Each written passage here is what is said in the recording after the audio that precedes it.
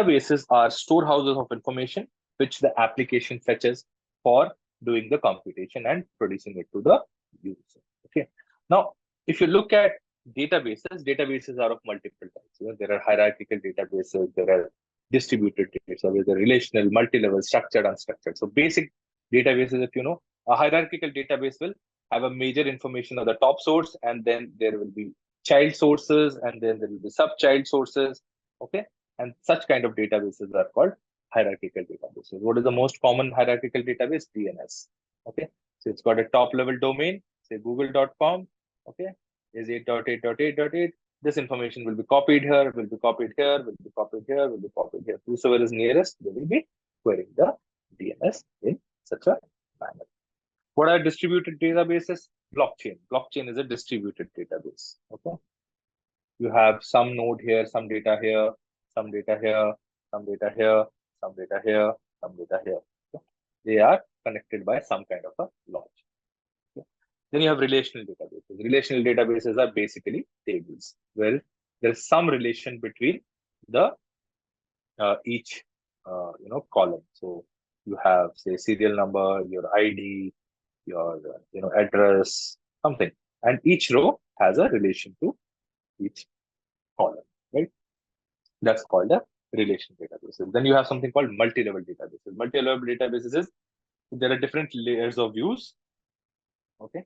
At first level, you have certain data. At the second level, you have certain more data. At third level, you have more data. And depending upon the level of access you require, you go and access the information from that level. Such databases are called multi-level databases. Storage of PII is generally based on a multi-level database. So you want only name, you go and query some part. If you need more details, you go to the next level. Okay? So that is called a multi-level. And then there is something called a structured and unstructured. Structured databases are whereas there is some structure to the database. Relational databases are structured database. Why? Because there is a structure, serial number, ID, something. Unstructured databases have no relation. What happens is unstructured databases are generally key and object. Okay, and it's stored as a value. So if it is name is show value. Now the next value could be house number 256. But this data and this data is not related. So what happens is you have such data stored in sequence or non-sequence. But how you query it using key. And wherever the key is name, you pick up the data from those particular objects. Such kind of databases are called unstructured databases. What are the most common issues with databases? The most common issues with databases is concurrency, aggregation, and inference. What is concurrency? Okay. Concurrency is a transactional nature of database. Okay. Say this is, I've given this exam multiple times. Say this is the IRCTC website and you are booking the last ticket on for your phone. You're going to go on leave and there's one ticket left. And there are 10 people who want to buy this ticket. What will happen is the IRCTC website wants this ticket to be booked at the earliest. And 10 people grant a request. It creates an image of this ticket 10 times. Okay. And 10 people access this image. Now, whosoever's transaction goes first, the ticket is allocated to that person. Rest all transactions are neutralized. But suppose you have a situation where you have not put concurrency control properly and two guys execute this ticket on the same time. So what will happen? Concurrency error will happen. Database doesn't know whom to allot. Why? Because there is a concurrency control failure. Okay. Understood the concept of concurrency? Very, very important. Once a question will try to judge your concurrency level concept. Then next is aggregation. Okay. Aggregation failure is you have a HR. Okay. HR has, you have a payroll HR, somebody who deals with payroll, somebody who deals with, onboarding. Okay. The onboarding person only has the onboarding data, and somebody who deals with appraisals. Okay. The appraisal person is not supposed to know what is the payroll. Okay. Say the appraisal HR doesn't need to know what is the appraisal HR is only supposed to calculate the value of appraisal and pass it on to some department who correlates and put it in the payroll. Okay. Appraiser doesn't need to know what is on the payroll. But say you have the payroll guy, okay, who were till now at the same pay level. Say who all are there with us today? Okay, say Arun and Manish. Okay, they were at same payroll, 1.2 CR. Okay, and appraisal HR comes to know that Arun has been given a pay hike of. She doesn't know the name. She just knows value number, value ID number. Oh, so 1.2 CR, 1.2 CR, both Arun and Manish are drawing right now. The appraisal HR comes to a conclusion that serial number so and so has been given 30 lakhs and serial number 2 has got been no. So what happens? Arun gets 30 lakhs plus and Manish doesn't get anything. Next day, Arun comes driving in a beautiful Mercedes, right? What is the aggregation that is the HR able to do? Who got the maximum appraisal? Aggregation. Okay, she comes to know that this person was given a 30 lakh raise. This aggregation, if she is able to carry out or he is able to carry out, she'll be able to find data which she doesn't have direct access to. Now, databases generally have such kind of control failures, wherein you come to know what is the name, what is the address, what is the social security number, what is any health conditions. Now, even if you are not able to see the name, you can easily make out who the data belongs to. That kind, you can add 2-3 values and find out information from there. That is called aggregation. And then there is inference attacks. Inference attacks is recently one PHI data leakage took place, wherein what is the name of the Prince wife in UK who has been diagnosed with cancer. So her PHI data was leaked. Okay, that she has cancer. Right? Now, how could it be? Right, when they did an investigation, it was found that the nurses did not, give that information out. So, but if Queen is there and there is a certain commotion in the oncology ward, you can easily make out that Queen, and there is a commotion in the oncology, that Queen might be suffering with cancer. Inference. Similarly, in databases, such inferences are very, very possible, wherein you have large number of fields, and even without looking at the primary field, you can find out who that data belongs to. Okay, so this is called inference attacks. So there are some examples given in behind the cybex. You can go through it. But conceptually, you should be clear that inference and aggregation and concurrency control should be there in a database. Okay, right. Oh, this question is not applicable to you. Okay. Now, what happens? Databases are the places where you store the information. So whenever you store information, you should have proper encryption, proper access control, and you need to avoid covert storage. Storage always has covert storage threats. That means malware processes will try to store data at such places in the storage which are not read by your operating system. And that's how hackers are able to steal your data. Okay. What are knowledge-based systems? Now, what happens is once you have a lot of data, you can develop AI algorithms which can learn from this data and create a model, create a human brain-like neural system. And when you give it an input, they give you output based on this understanding, learning from the data sets which you have provided. It might be right, it might be wrong, but they have the capability. So AI systems, natural language processing, and AI and machine learning algorithms today are the rage right now. You can see, okay, they can imitate human, knowledge systems. Okay, so these are called knowledge-based systems. Okay.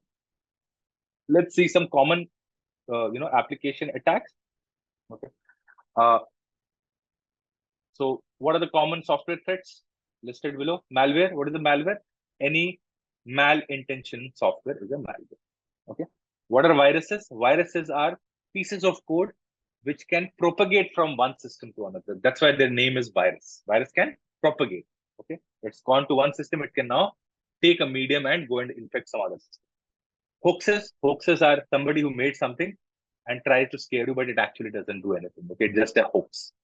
Logic bombs, it has a related timing effect. That means at time 7 p.m., when everybody shuts down the office, that is the time the malware will get activated. Those are called logic bombs. Trojan horses are malwares which are hiding in plain sight documents or files or authorized, software. Okay, it's a Word file. You frequently use it, but there's a small Trojan hidden in the macros. It is able to steal data from your applications. Right. Then you have worms. Worms are piece of code which can travel from one system to another using some kind of a infection medium. Okay. Uh, the difference between viruses and worm is virus can change its code depending upon the system it is infected. Worm generally doesn't change its code. Then there are spywares and adwares which try to snoop on your systems and give you advertisements. And then this is ransomware. Ransomware basically encrypts your entire data and then asks you for a ransom. And finally, there are zero-day attacks. Zero-day attacks are attacks which are not yet discovered or vulnerabilities which are not yet discovered and exploited by the hackers. Okay, these terms should be very, very clear to you. Okay, it should be on your fingertips whenever somebody asks you. Okay, so how do you prevent against malware? You need to constantly patch your systems. You should have anti-malware solutions. You can have EDR, endpoint detection and response system. You need to watch for file integrity, that files are not changed. You need to, in more critical systems, you might have APT monitoring, tools, how the APTs execute their models. You can do active threat hunting and actually find out how the APTs are interacting with the system and have APT controls system. EDR, MDR, and XDR are good, I will say, protection mechanisms against APTs and malwares. Now, what is an EDR? EDR is an endpoint detection and response. It's a small agent which sits inside your, PC and collects a lot of telemetry data, matches it with threat signature, and shuts down any malware processes. Okay. MDR is you take this EDR and you become a managed guy who manages for multiple clients. You become a MDR. And XDR is when you start collecting data from network, from firewalls, everywhere, and correlate and then shut down the malware any malware processes in lot of equipment, firewalls, your servers, your endpoints, your switches. You can XDR collect extended, it extends to your complete environment. Okay. And the next level is SOAR, security orchestration and response, which covers your entire enterprise. Okay. As you go the hierarchy, the implementation start becoming difficult. XDR implementation will be more difficult than EDR implementations. Okay. Now, what are the common application attacks? Okay, buffer overflow. Buffer overflow is you basically earmark certain memory space, okay, between which your application can write data. Whenever you do not have control over this data, okay, this memory space, your application starts writing to neighboring applications. Such kind of vulnerabilities are called buffer overflow vulnerabilities. Now, how hackers employ it? If you don't give a memory space, your application starts reading from a neighboring location. That means you can have data exposure. Your application might pick up data of somebody else, some other app. Then you have something called time of check and time of use attack. These are called race conditions. What are time of check and time of use? Generally, CPUs, okay, will write data on the memory, okay, and this is by process 1, okay, and then the process 2 is supposed to pick up this data and push it into the random access memory, from where it will go to the permanent primary storage. Now, the time taken by P1 and P2, between that, this data is, say, exposed and read by a hacker process. Okay. Such kind of attacks are called time of check and time of use, because data needs to be checked whether it has been written by process 1 and process 2 will go check. But CPU has got finite time, right? There is a possibility that between process 1 and between process 2, the data is exposed and the hacker process is able to read such data. Such attacks are called memory leak attacks.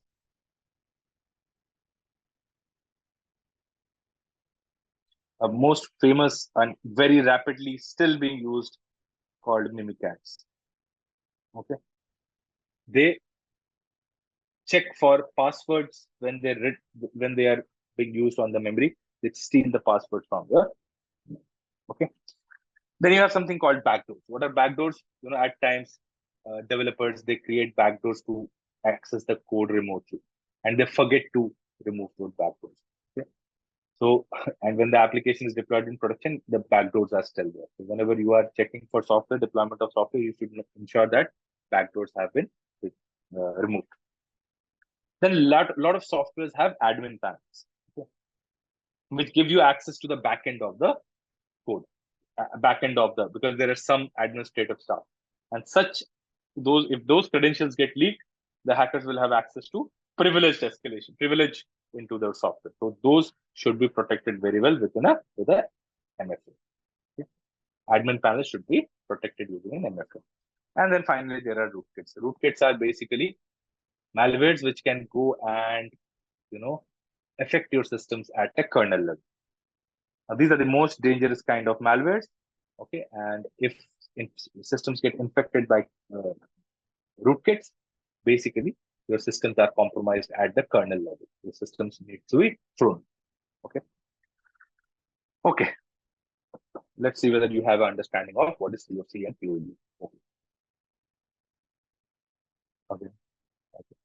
Yeah, great. So vulnerability where system checks access permissions at one time, but the action is taken later, allowing the permissions to change in between, right? Well, so this is a time of check and time of use.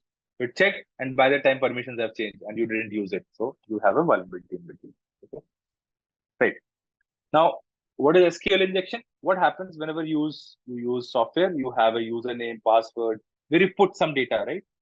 Say you are interacting with the e-commerce software and you want to buy 10 pieces of software. Instead of 10, try to execute a SQL command.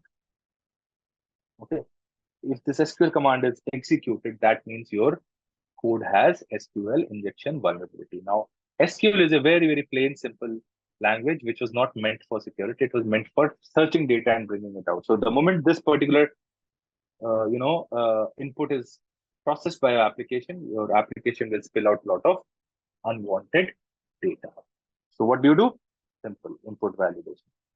All injection attacks, there is only one simple way, or two simple ways. You have web application firewalls, which do not let you give any unwanted inputs, and second is input validations. These two things will protect your application, okay, against SQL injection and code injection. What is code injection? Code injection is whenever you are executing a code, you can view what the code is doing.